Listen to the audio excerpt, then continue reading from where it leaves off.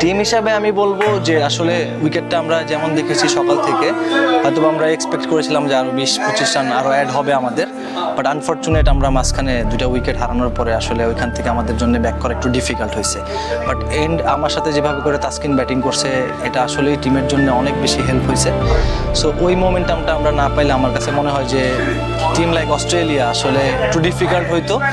যে 260-50-60-এর খেলা একরকম হয়, 280-র খেলা একটু ডিফারেন্ট হয়, বিশেষ করে মিরপুরে। সো আমি বলবো যে যখন 280 প্লাস করেছি আমাদের টিমের মধ্যে ওই বিশ্বাসটা ছিল যে না আমরা এখান থেকে আমরা খুব ভালোভাবে উইন করতে পারবো।